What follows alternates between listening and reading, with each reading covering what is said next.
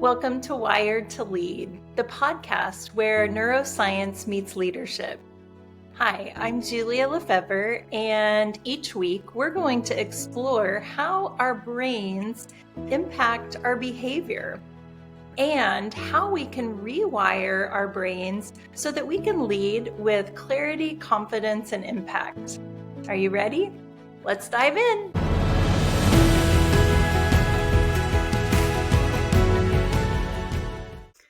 Hello, everyone. I am so excited to welcome you all to this edition of Wired to Lead, and super excited because my own mentor and counselor and coach and teacher is here with us today, Scott Makin.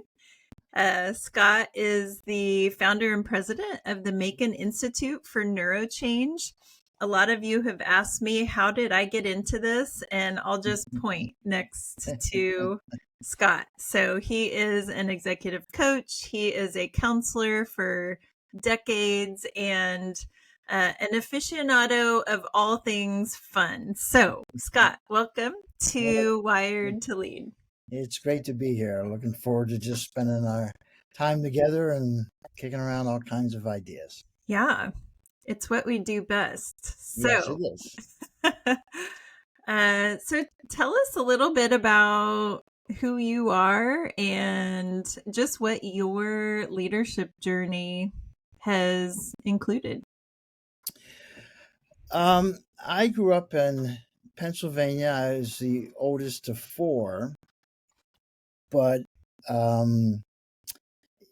was very backward, believe it or not, just shy. I hadn't got a clue of what life was, and so in high school, I just was there. Had some friends, mainly from church, and so when I went to college, um, I was kind of also clueless. My parents didn't go to college, and one of the first courses we had involved political science. I had no idea what political science was, and so fortunately, I started to develop some good friends up there, and that probably was the key of a big switch in college. Are some relationships where they were okay with me, good, bad, and ugly. And then my junior year, I became a resident assistant in a residence hall. And Gary Newton was the RD and just really pushed us experientially, went on ropes course and allowed emotions to come out and kind of how we could really impact people. And so that probably was one of the biggest changes, that all of a sudden, I can do a lot of different things. He actually nurtured the passion to read. We read like 2,000 pages for this course that we took with him, and then from there I just kept reading and reading. And so that probably was the biggest impact. And then I decided to go on and get a master's in counseling. And then I really loved the residence hall. And so I got a RD job at Huntington University, and then eventually worked at LeTourneau University, Indiana Wesleyan, was associate dean of students. And so part of just that connection, I always like creating new things. And so I just started to create different organizations from eventually I went on to Wabash Friends and founded a counseling center, worked with Dr. Townsend and founding his graduate school with him. And so doing things that Um, as I look back, I'm glad I didn't know what I was getting into. It was kind of one of those things of, sure, we can figure this out. And so I think those relational experiences were very powerful. And then it really brought out some of those things in me that I doubt if they would ever have come out otherwise. Yeah. So when you said, I'm glad I didn't realize what I was getting into, and yet, each step of the way, you just kind of took a step into the unknown, and you've said a couple of times, referred back to these relational experiences. Hmm. Um, I'm curious and for our listeners, I know what you're talking about because I've Hmm. taken all your classes. But what is so powerful about relational experiences, and why has that become your passion in all that you do? Well, in the beginning, I had, oh, you'll like this one. I tended to have, my personality tended to be a little bit more histrionic. So I just loved the attention and the connection. And then there's another part, and you can see the abnormal psychology part of the dependent personality that like deep one-on-one relationships. So in the beginning, it was just that's just what I really enjoyed quite a bit. Well, and I imagine it's because if you hadn't had those in most of your childhood, it felt good. Yes, And that's not a absolutely. bad part of us. I mean, Absolutely. See, that's now you're doing therapy because then I would say, you're right. With mom, she was a little bit, anxious and hard to connect to, and that. So, but anyways, see, that's very good. thank you. Um, You taught me well. Even though I don't do therapy, I do coaching. so I then began to, I stumbled on to um, neuroscience, and actually, Unlocking the Emotional Brain by Bruce Eckert was amazing. And I began to realize they really have changed the landscape in counseling.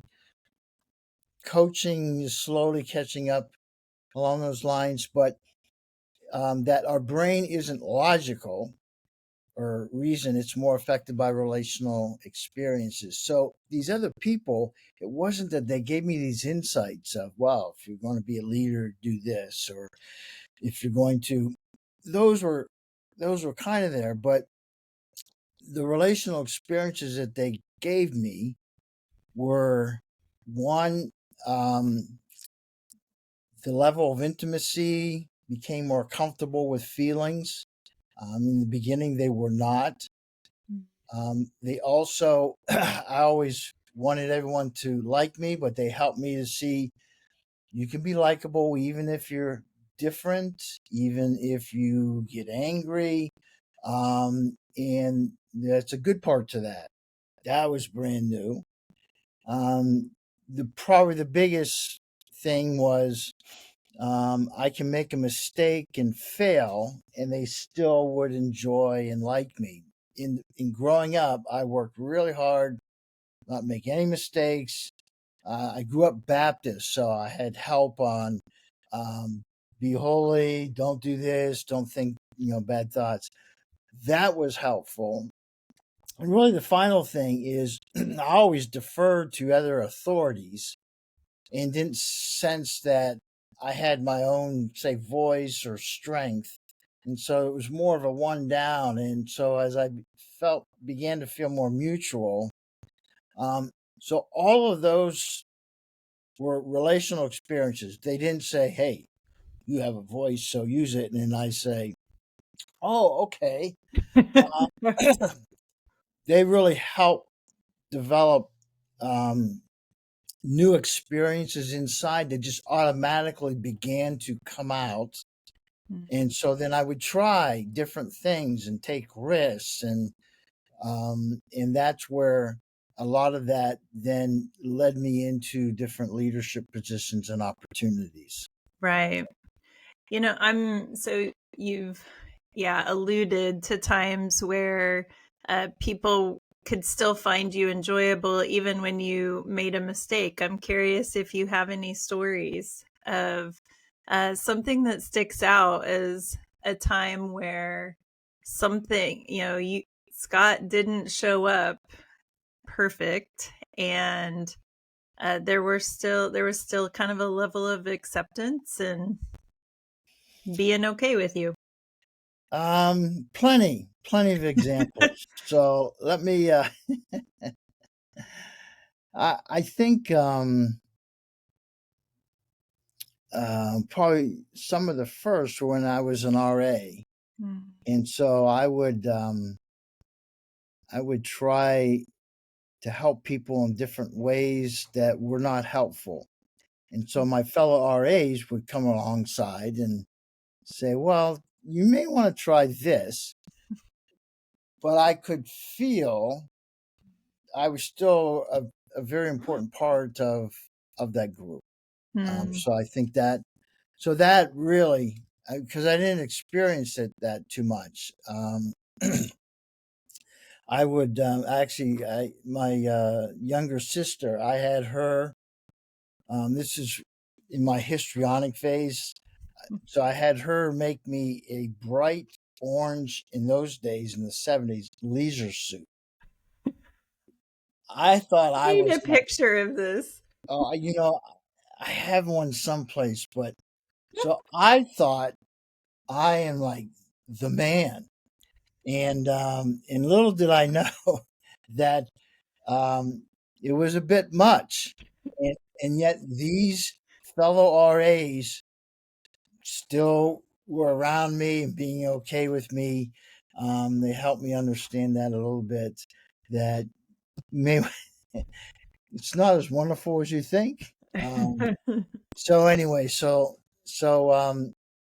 those those days, and then recently there's ways that at times being not connecting in counseling, and so as I share that with colleagues,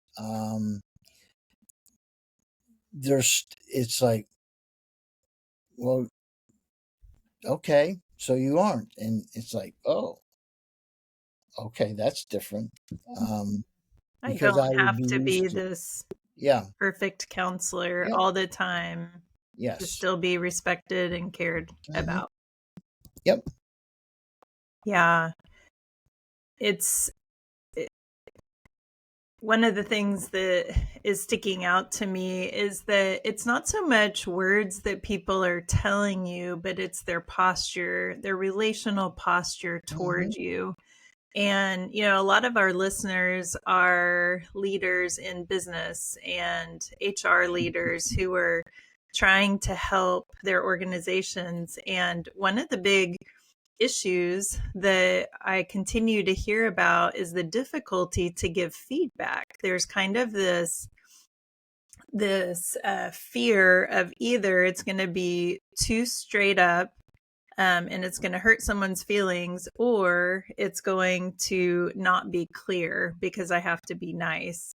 hmm, And so when I hear you talking about, those fellow RAs gave you feedback, and it it was powerful because their posture towards you didn't hmm. change. So, yeah, as you're speaking to leaders, how do leaders maintain or build the capacity to be able to maintain that posture while having hard conversations? Hmm.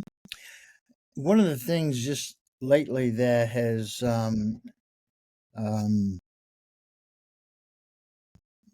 I mean, pushed me even further is the power of your presence, um, of, just a lot of combinations of your nonverbals, how you interact with people. And Simon Sinek has talked about this. He's really one of the leaders. Pat Lencioni recently talked about, um, instead of us having these brilliant insights as you grow. So as I grew to be more comfortable with intimacy, and often leaders, it's hard for them to connect emotionally. It's all left brain. What's our strategy? What's our focus? Um, and so the relational piece isn't there. Or I'm also, as they get more comfortable with mistakes, they're not going to. In the beginning, I was pretty harsh with other people and challenging them because I was harsh on myself. It's just so much easier to be able to now come alongside people, and that isn't really the best thing. And let's kind of brainstorm on what might be better, and it doesn't come across as harsh. Um, and then the other piece is the authority piece, that I don't have to be in this power position. And so sometimes you have leaders that you have to respect me at all time, can't challenge me. So as I have that presence with people, the relationship is going to feel safer.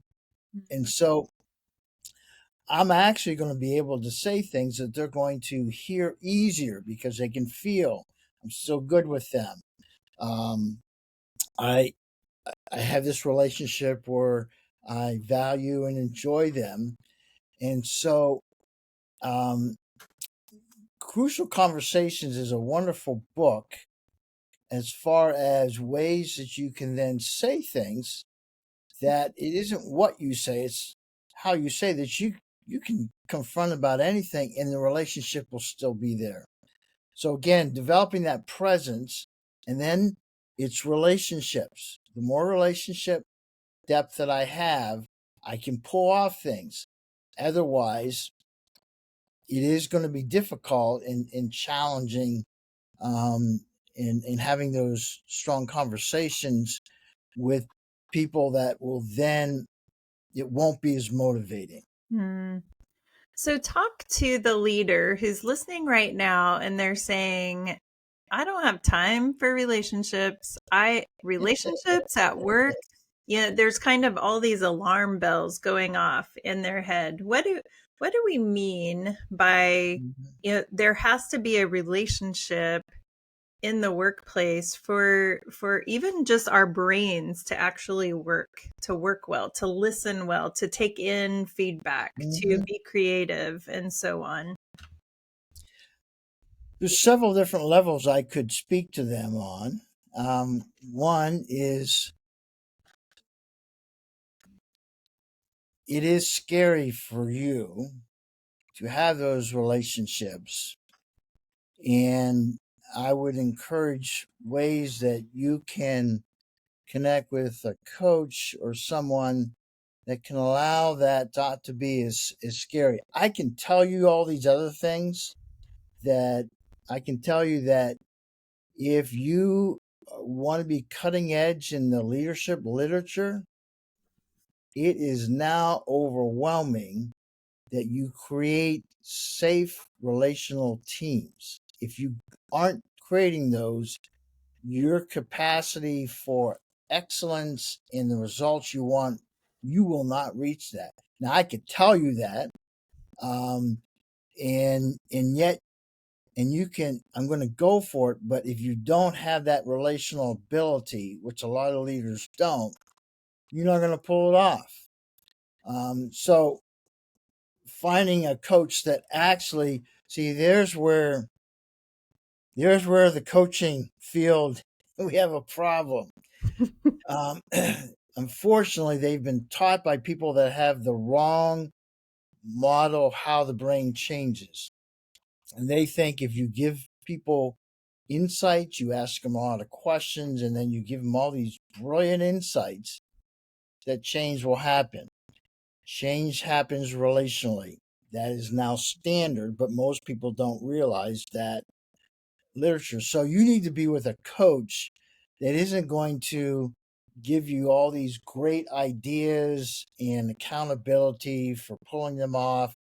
You need a coach that that understands the power relationships and can help you grow in that particular area. There's not too many that see that out there. Julia, of course, is one, and there's many others that have gone through the trainings that we that have that capacity where they balance the relational piece with the performance piece. And so you need a coach that can do that for you, not one that's rah, rah, we're going to conquer the hill. Those changes do not last. Yeah, we can do it for a little bit and then we always fall off. Yep. Mm-hmm. Yeah. It's interesting. One of the things that you didn't mention with so many coaches is that there's this level of accountability. We just think, well, we just need more accountability. So, speak to why accountability doesn't foster the best space for transformation. You got to work too hard. For those that have a Christian faith, um, Paul easily spoke to that and say, "Hey, I know the things I need to do, but I just don't do them. Or the things I shouldn't do, and I just do it." I can't do it. Willpower is the weakest part of who we are. Mm, Yet we think that's the solution is I work harder, get more focused. I mean, Paul even in Colossians said all these rules and regulations do nothing to deal with any actually listen, the impulses that you have toward sin and stuff like that. Um, you need to have the kind of change that create different experiences inside that just automatically begin to happen. Otherwise, change off of the wrong brain change model. Um, you can have insights, but you're creating a neural pathway that is different than the one that's kind of pulling you the other way. So you have to keep feeding that. So I got to keep thinking. I've got to keep doing these behaviors and in order to be stronger. When you have relational experiences, it works with the neural pathway that creates the obstacle to whatever it is that you want to accomplish and begins to change that neural pathway so that automatically I relate more with emotion. Automatically, when I mess up, I'm not as overwhelmed with emotions. I don't have to think, okay, you're everyone makes mistakes. You don't have to be perfect. Um, okay, the next steps. I don't do that. It just comes automatically. And that's because you're going with how the brain changes. yeah, Accountability. Um, accountability has a place, sure. but it's after you've had these relational experiences, then the accountability plus practice um, can solidify this new neural pathway. Yeah. It's almost, I hear you saying that really we've got to get to the root of what's driving our behaviors. Mm-hmm. And, and, you've talked a lot about memory reconsolidation and you referred to that when you said, these relational experiences work with the original neural Yeah. pathway Mm-hmm. that's telling us to do something we don't want to do because it's trying to protect us from some Mm-hmm. sort of pain. But a new relational experience gets to, I remember the first time that you were teaching that we heard that it replaces this memory. Mm-hmm. Like you can erase an Mm-hmm. experiential felt memory uh, that's driving a behavior so that you don't have to work so hard. It really is, it's profound.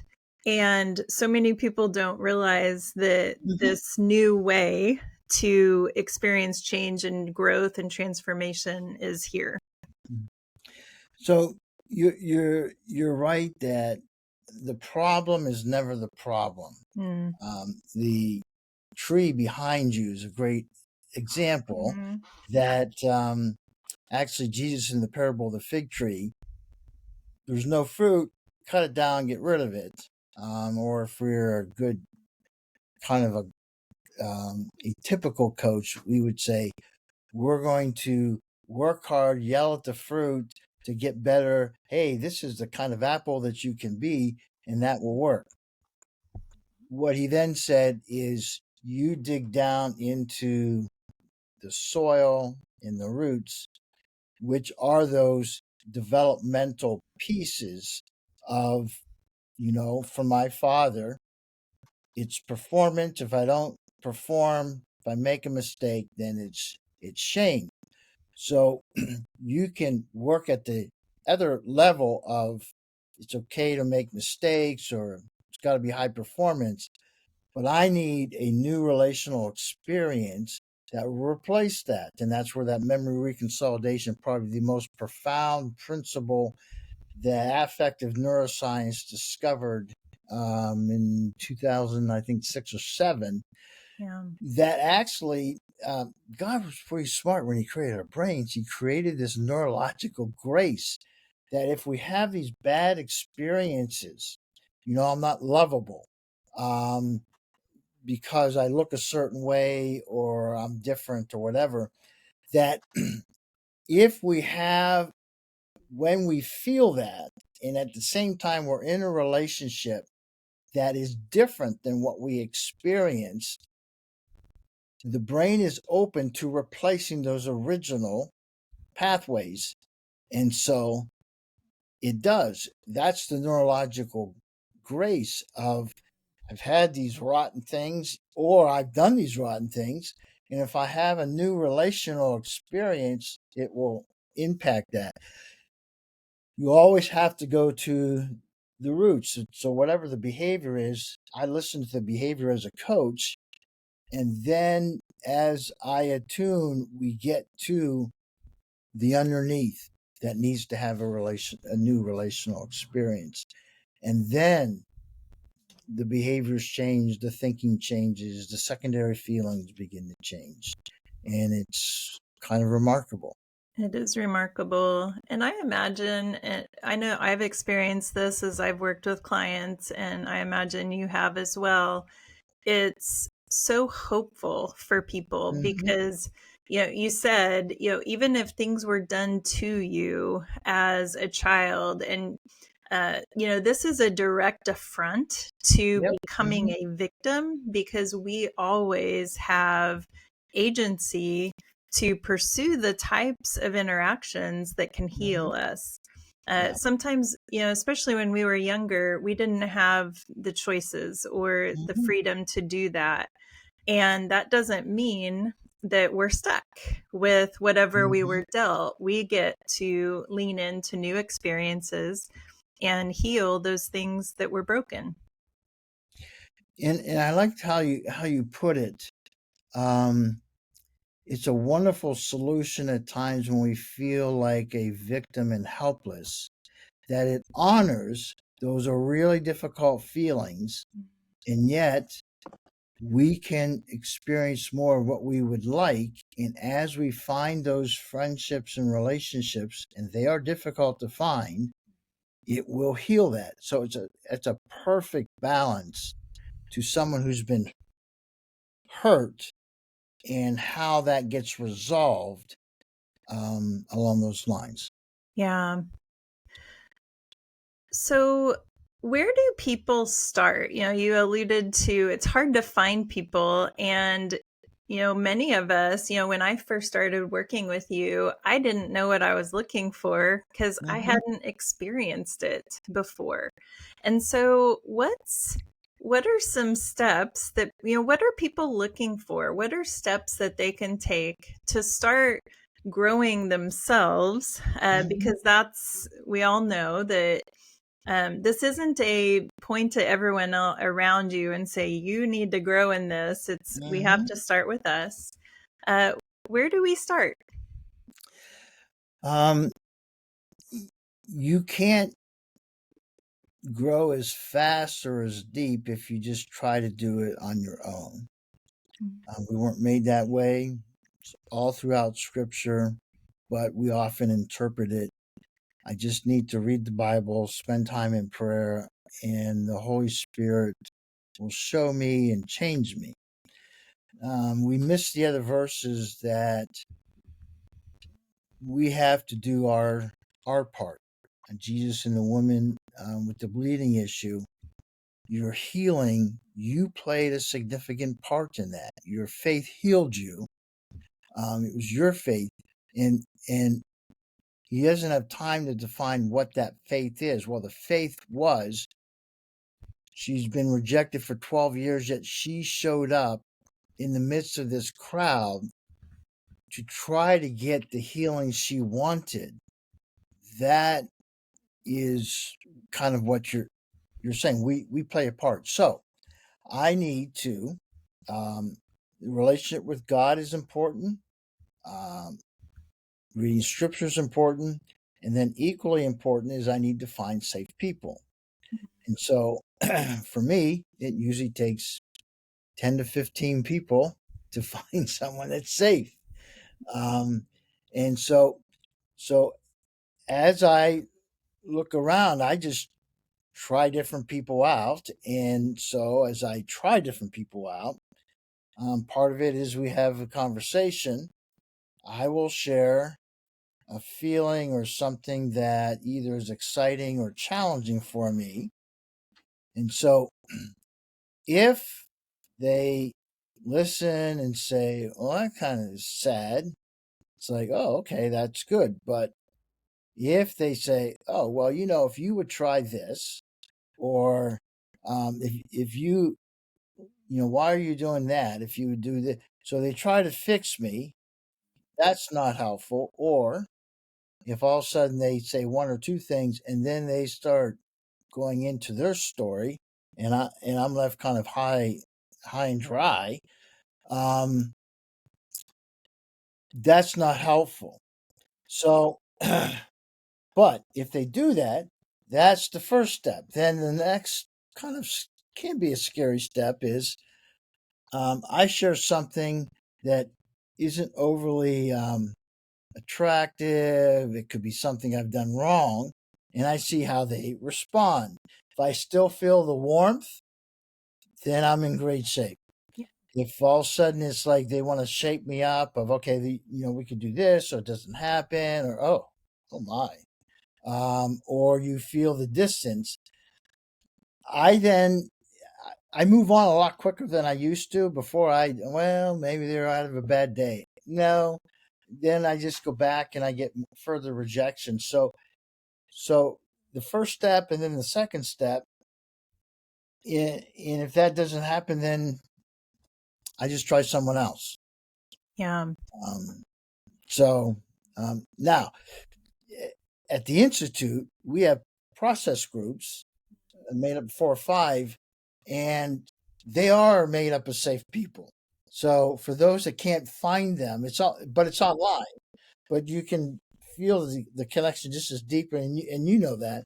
Um, that's a big reason that we offer process groups is it's so hard to find safe people, and that's where you can grow with them. And so those are kind of ways that I would start, because then as I'm feeling these different relational experiences from other people, it allows me to feel more of that from God. You can only experience from God to the level that you've experienced it from someone else. In Psalms, it talks about we develop trust at the breast of our mother, referring to the attachment process, which is saying you have to experience this from mom in order to feel it from God. And people that, it's like, whoa, that's not right. You feel, well, no, that's the way he created us for many, many different reasons. but then as I experience it from God, I'm more open to other things that allow me to experience that then deepen my relationship with this other person. And so it's a cycle that then I grow deeper with them, and then I grow deeper with him, and then I'm also in ideally I'm in a church that's supposed to be relational focused, and that's the icing on the cake that I'm a part of a community that we have a lot of relational engagements and growth and honesty and authenticity, and that allows me to grow personally as a leader and in many different ways. So we've kind of really focused in on, the Christian faith. And so Hmm. I want to say two things.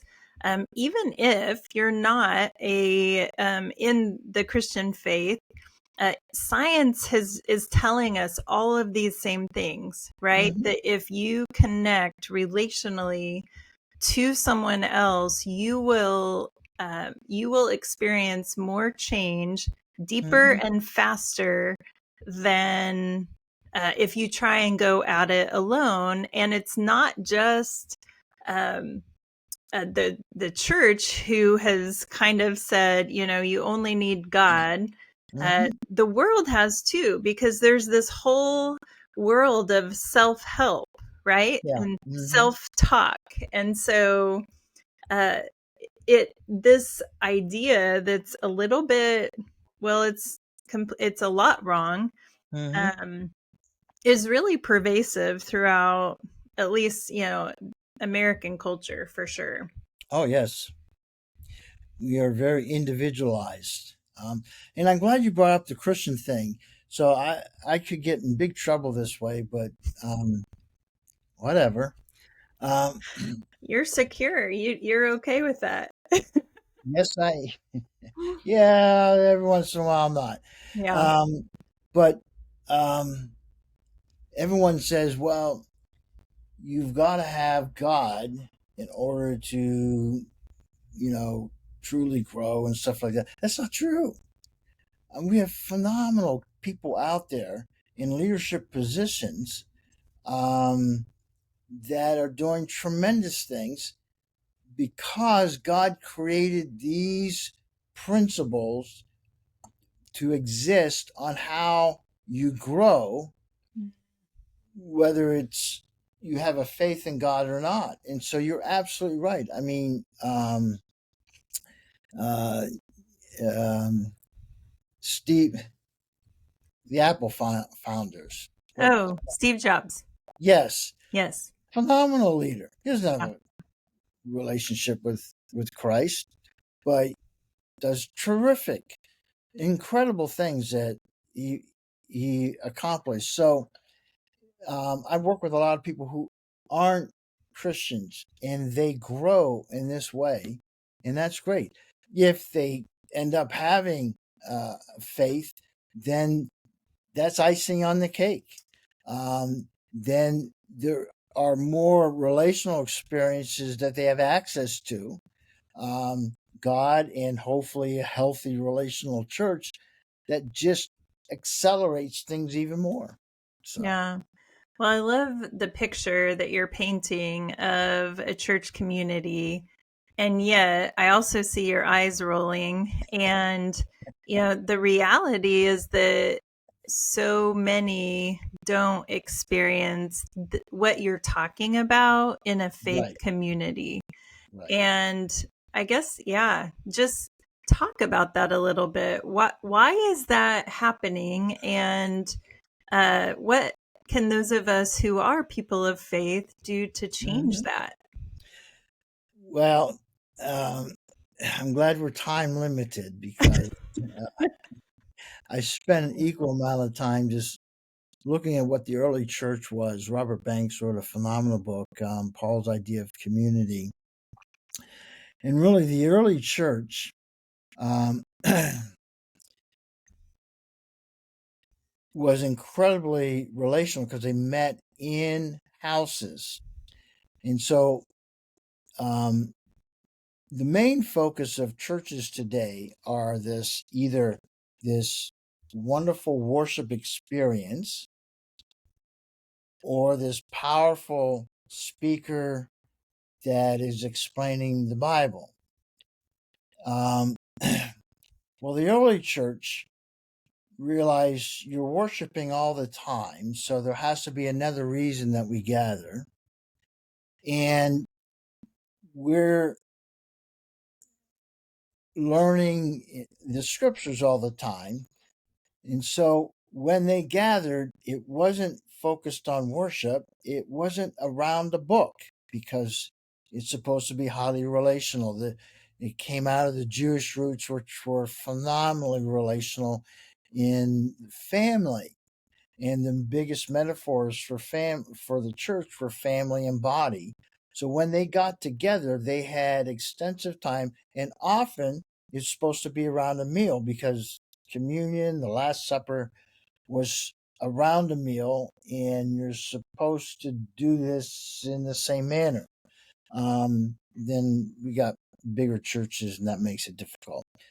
So um, we don't have time for the relational piece. We come in, see the backs of heads, we sing. Most of the songs are just about God and a lot about His holiness and our sacrifice, as opposed to, if I'm going to sing, I want to sing also about the relational love that I experience from those around us, around me, and that we're a family, and together we kind of move forward.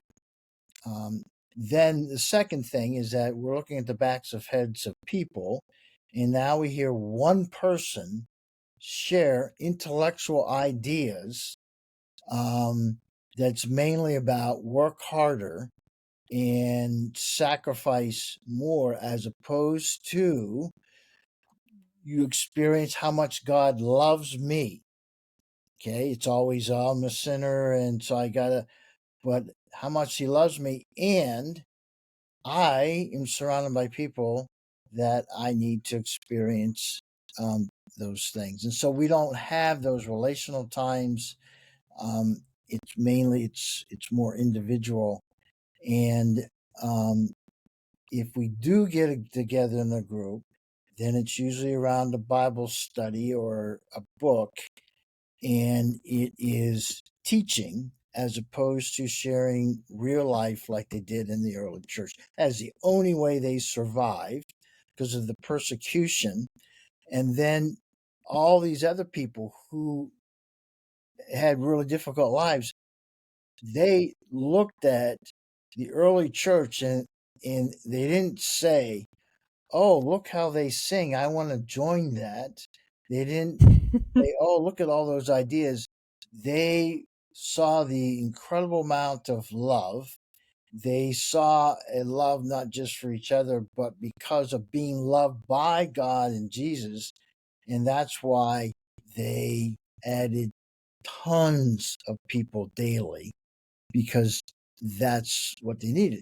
God created it that way because that's the way our brains function, that we respond more to relationship than ideas. Yeah, in the very beginning, you kept saying we need these relational experiences. Mhm. And I hear you saying that's what the ideal Yeah. church experience is. It's an experience to come and Mhm. experience being loved, being cared for, even when you're a mess. Yep. Uh, Mhm. and and that experience together is going to update your brain Yep. so that you can walk out into a crazy world and be anchored, so to speak, to this group of people Mhm. who are for you and with you. And so relationally, um, you walk out and they are internalized and they're inside of you. And so Jesus knew that was the most powerful way. That's why when when he came, he didn't like, okay, we're going to do class, for a couple hours a day, and I'm going to give you all these ideas.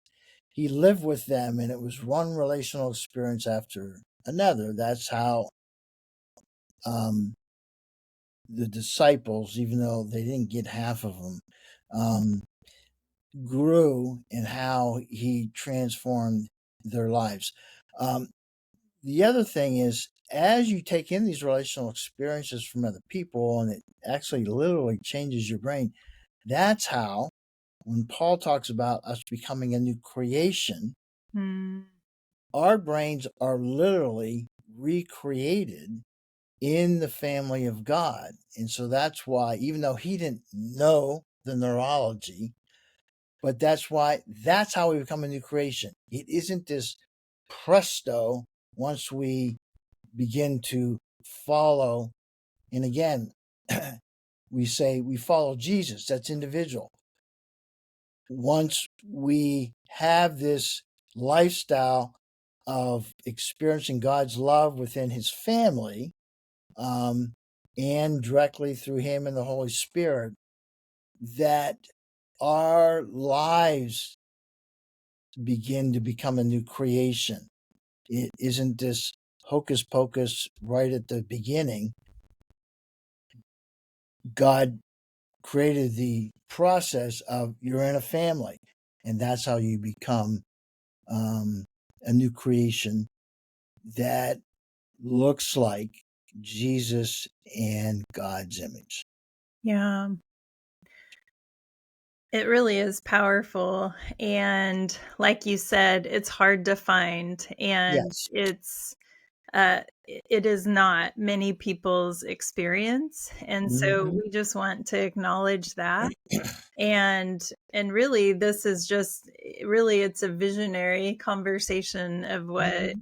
the hope would be, is that we'd catch more of a vision for what a relational faith gathering can be, Hmm. because that's what's going to heal people. And this type of these types of relational experiences can happen anywhere where there are people. Yes. And so, again, we're talking to leaders, and the thing that I keep taking out of this is that leaders, you have to have a place where you can do this, where you can be seen, Hmm. you can be known, and you can be cared for, cultivated. Well, you can just be, so that when you go to work, there's those core needs have been met, Hmm. Hmm. and you don't need to meet them through your work. You can actually lean in and lead out of the overflow of your heart, so to speak. Um, Hmm.